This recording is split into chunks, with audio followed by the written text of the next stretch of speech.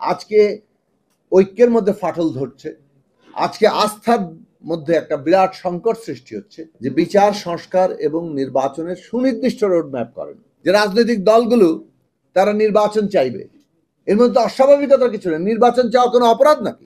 এবং সরকারের সাথে রাজনৈতিক দলগুলোর এমনকি রাষ্ট্রীয় প্রতিষ্ঠানের মধ্যেও একটা দূরত্ব, অনাস্থার জায়গা আমরা দেখতে পাচ্ছি। এই বিষয়গুলো মোটেই আমাদের জন্য কোনো ইতিবাচক ব্যাপার নয়, কারণ এই ধরনের অনাস্থা, এই ধরনের দূরত্ব আমাদেরকে এমনকি বিপর্যয়ের মধ্যে ফেলতে পারে। রাজনীতিতে অনেকগুলো কথা চলে এসছে। নির্বাচন কি আদৌ ঘোষিত সময়ের মধ্যে হবে, অর্থাৎ এই ডিসেম্বর থেকে জুনের মধ্যে?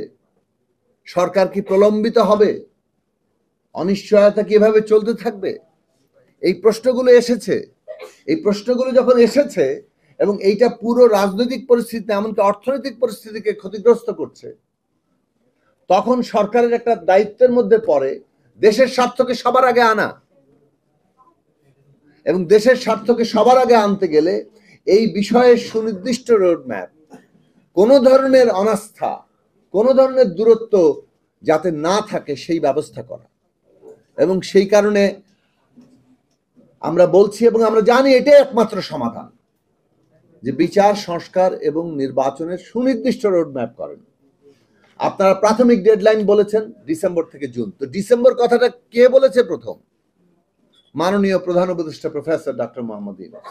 তিনি কিন্তু ডিসেম্বর বিষয়টাকে সামনে এনেছেন।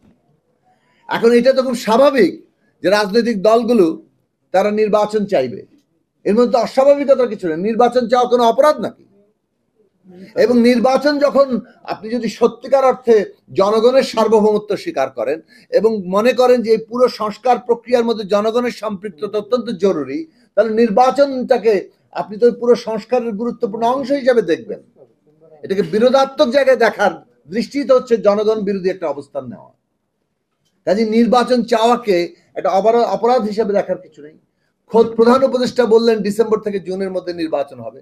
ফলে রাজনৈতিক দলগুলো যে ডিসেম্বরে নির্বাচন চায়, এটার মধ্যে কোনো অপরাধের কিছু